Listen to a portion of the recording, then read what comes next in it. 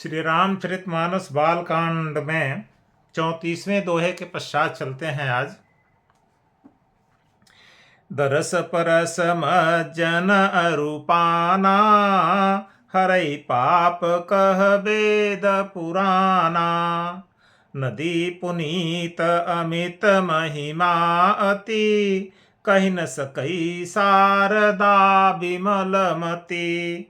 राम धाम दापुरी सुहावनी, लोक समस्त विदित अति पावनी। चारिखानि जग जीव अपारा, अवधत जे तनु नहीं संसारा।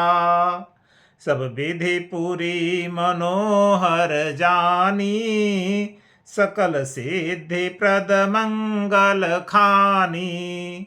विमल कथा कर कीन्ह आरंभा, सुनत न साहि काम मद दंभा। रामचरित मानस एहि नामा, सुनत श्रवण पाइय विश्रामा। मन करि विषय अनल बन जरई, होई सुखी जो एहि सर परई। रामचरित मानस मुनि भावन, बिरचेउ शंभु सुहावन पावन। त्रिविध दोष दुख दारिद दावन, कलि कुचाली कुलि कलुषन सावन। रचि महेश निज मानस राखा, पाई सुसम उसिवासन भाखा। ताते रामचरित मानस बर, धरऊ नाम ही हेरिहर शिहर। कहूँ कथा सोई सुखद सुहाई, सादर सुनहु सुजन मन लाई। जस मानस जहि विधि भयऊ, जग प्रचार जहि हेतु। अब सोई कहो प्रसंग सब, सुमेरि उमा वृषकेतु। तो दरस परस मज्जन अरूपाना, अयोध्यापुरी और सरयू नदी का वर्णन कर रहे हैं। दरस परस मज्जन अरूपाना, हरई पाप कह वेद पुराना। वेद पुराण कहते हैं कि श्री सरयू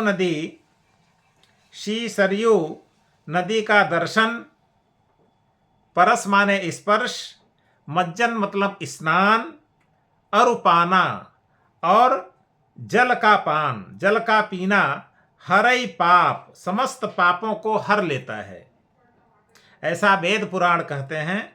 नदी पुनीत अमित महिमा अति। इस नदी सरयू नदी, यह सरयू नदी अत्यंत पुनीत मतलब पवित्र है, और महिमा अति, और इसकी अत्यंत बड़ी भारी महिमा है। कहि न सकई शारदा विमलमति। इसकी महिमा इतनी अधिक है कि सरस्वती की विमल बुद्धि भी इसकी महिमा का वर्णन नहीं कर सकती है। राम धामदा पुरी सुहावनी, यह अयोध्यापुरी अत्यंत सुहावनी है और भगवान राम के परम धाम को प्रदान करने वाली है। लोक समस्त विदित अति पावन। लोक समस्त विदित, समस्त लोक समस्त विदित, समस्त लोकों में यह अयोध्यापुरी प्रसिद्ध है और अति पावन अत्यंत पवित्र है। चारि खानि जग जीव अपारा। इस संसार में जो चार प्रकार के जीव हैं, अंडज, स्वेदज, उद्भिज और जरायुज, जो चार प्रकार के जीव हैं, चार प्रकार के जीवों में जो बहुत विशाल संख्या में जो जीव हैं, अवध तजे तनु नहीं संसारा। अयोध्या में यदि वे अपने शरीर का त्याग करते हैं, अयोध्या में यदि उन्हें मृत्यु प्राप्त होती है, तो पुनः इस संसार में उन्हें आना नहीं पड़ता है। जन्म मृत्यु के बंधन से वे मुक्त हो जाते हैं। सब विधि पुरी मनोहर जानी। इस पुरी को सब प्रकार से मनोहर जानकर, सकल सिद्धिप्रद, सकल सिद्धियों को प्रदान करने वाली जानकर, मंगल खानी और मंगल का घर, मंगल की खान, कल्याण की खान जानकर, विमल कथा कर कीन आरंभा, मैं अपनी इस निर्मल कथा का आरंभ करने जा रहा हूँ। सुनत न साहि काम मद दंभा, जिसे सुनने मात्र से ही काम, मद और दंभ का नाश हो जाता है। रामचरितमानस यही नामा, इसका नाम है रामचरितमानस। सुनत श्रवण पाई विश्रामा, जिसके सुनने मात्र से कानों को शांति प्राप्त हो जाती है। सुनत श्रवण पाई, जिसे कानों से सुनने मात्र से ही प्राणी को, मनुष्य को शांति प्राप्त हो जाती है। मन करि विषय अनल बन जरई, होई सुखी जौ एहि सर परई। मन रूपी हाथी, मन रूपी हाथी विषय रूपी दावानल में यदि जल रहा हो तो यही सर, इस सरोवर में स्नान करने से सुखी हो जाता है। तुलसीदास की एक बहुत बड़ी विशेषता है कि कहीं पर तो वे रूपक का प्रयोग नहीं करते हैं, एकदम सीधे साधे शब्दों में अपनी बात कहते हैं, तो वह बात तो बहुत अच्छे ढंग से समझ में तुरंत आसानी से सरलता पूर्वक आ जाती है। लेकिन कहीं कहीं रूपक का प्रयोग करते हैं वे। जब रूपक का प्रयोग करते हैं तो समझना उसको थोड़ा क्लिष्ट हो जाता है। जैसे यहाँ पर मन करि शब्द लिखा है, मन करि, करि माने हाथी, मन रूपी हाथी, विषय अनल बन, विषय रूपी अनल बन, अनल माने आग और बन माने जंगल, जंगल की आग जिसे दावाग्नि कहते हैं।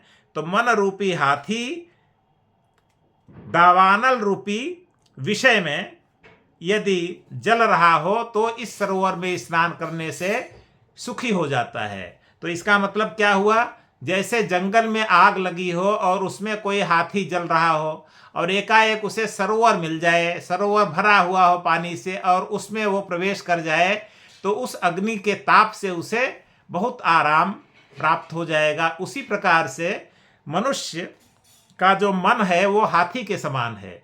तो मनुष्य का मन जो नाना प्रकार के सांसारिक विषयों में डूबा रहता है और उन विषयों के कारण जो मन परेशान रहता है, दुखी रहता है, तो वह मन इस रामचरितमानस रूपी सरोवर में स्नान करने से, डूब जाने से शांत हो जाता है। कहने का तात्पर्य यह है, रामचरितमानस मुनि भावन, यह रामचरितमानस मुनियों का भावन है, मुनियों का प्रिय है, मुनि लोग इससे प्रिय करते हैं। बिरचे शंभु सुहावन पावन, इस सुहावने और पवित्र श्री रामचरितमानस की रचना सबसे पहले भगवान शिव ने किया था। त्रिविध दोष, दुख, दारिद्र, दामन, तीनों प्रकार के दोषों, दुखों, दरिद्रता, कलि कुचाली, कलयुग के समस्त कुचालों, कुली कलुष, कुली का मतलब यहाँ कुल मतलब समस्त, समस्त पापों को नसावन माने नष्ट करने वाला। तो यह रामचरितमानस क्या क्या करता है, तीनों दोषों का नाश करता है, समस्त दुखों का नाश करता है, समस्त दरिद्रता का नाश करता है, कलयुग के समस्त बुरी चालों का नाश करता है और समस्त पापों का नाश करता है। रचि महेश निज मानस राखा, सर्वप्रथम महेश मतलब भगवान शिव ने इसकी रचना कर अपने मन में इसको रखा था, बाहर व्यक्त नहीं किया था। वे प्रतीक्षा कर रहे थे कि कोई सुपात्र मिल जाए जिसको इस रामचरितमानस के बारे में मैं बताऊं। तो वह सुपात्र मिली पार्वती जी।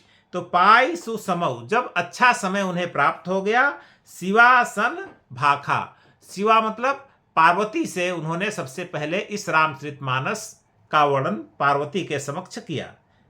ताते रामचरितमानस बर, चूंकि उन्होंने इसे अपने मन में रखा था भगवान शिव ने, इसलिए इसका नाम हुआ श्री रामचरितमानस। राम का चरित्र भगवान शिव ने अपने मन में रखा था, इसलिए इसका नाम है रामचरितमानस। रामचरित मतलब भगवान राम का चरित्र और चूंकि भगवान शिव ने रचना करके अपने मन में रखा था, इसलिए इसका नाम हो गया रामचरितमानस। राम का वह चरित्र जिसे भगवान शिव ने अपने मन में रखा था, उसका नाम है रामचरितमानस। धरेउ नाम ही हेरि हर शिहर, और भगवान शिव ने ही इसका नाम रामचरितमानस रखा। कैसे रखा? अपने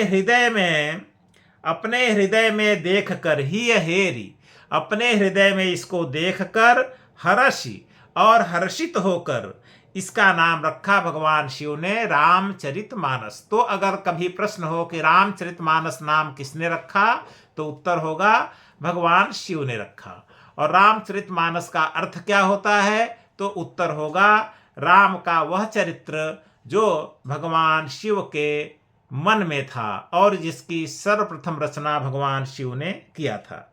कहूँ कथा सोई सुखद सुहाई, मैं उसी सुख देने वाली सुहावनी कथा को कहता हूँ। सादर सुनहु सुजन मन लाई, हे सुजन, हे सुंदर मनुष्यों, हे सज्जनों, सादर पूर्वक, आदर पूर्वक, मन में आदर की भावना रख करके इसको सुनिए। जस मानस जहि विधि भयऊ, जस मानस जिस प्रकार का श्री रामचरितमानस है, जहि विधि भयऊ जिस कारण से इसकी रचना हुई, जग प्रचार जहि हेतु, और जिस हेतु से संसार में इसका प्रचार हुआ। अब सोई कहूँ प्रसंग सब, अब मैं सारे प्रसंगों को कहूँगा। तुलसीदास जी कह रहे हैं, अब मैं सारे प्रसंगों को कहूँगा। सुमेरी उमा वृषकेतु, पार्वती और भगवान शिव का स्मरण करके मैं इस रामचरितमानस के सारे प्रसंगों को कहूँगा।